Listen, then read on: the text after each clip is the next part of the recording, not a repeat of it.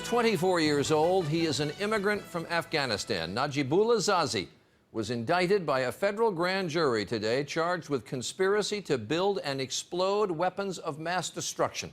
Authorities allege Zazi was urgently moving toward implementation of his plan when it was broken up 10 days ago. Attorney General Eric Holder said today any imminent threat arising from this case has been disrupted. But he reminded the public to remain vigilant. And our chief investigative correspondent, Brian Ross, is here again tonight. Brian? Charlie, what the government essentially said today in its court filings was that Zazi had gathered chemicals and was ready to set off a series of bombs in crowded places. Therefore, weapons of mass destruction. Federal agents said Zazi had already begun to mix the chemicals he bought at this and other beauty supply stores in the Denver area. Employees here said Zazi lied to them about why he wanted the chemicals. Did he say he was trying to color his hair or something? Yeah, he said he's got a lot of girlfriends. Authorities say the same products used in beauty salons to bleach hair, create highlights, and treat itchy scalps contain the very set of chemicals listed in a homemade Bond recipe Zazi got from Al-Qaeda.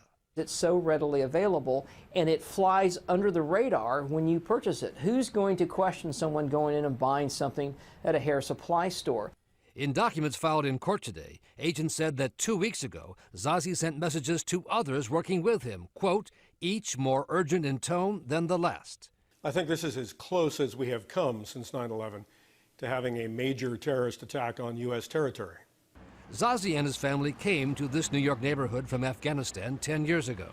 He was 14 years old and attended this high school in New York City. Later, Zazi worked as a coffee cart vendor on Wall Street. Well, he was a very nice person. I mean, I never seen anything in him as a danger. But maybe a person can be changed. But in August 2008, Zazi left for Pakistan, where he spent months in an Al-Qaeda trading camp. When he came home, he filed for bankruptcy, saying he had run up $50,000 in credit card debt. One way authorities say he may have helped to finance the plot, which they believe is still alive. I think until they find all the bombs and all the bomb-making material, until they find everybody who was in the cell or willing to be in the cell, we still have a big problem.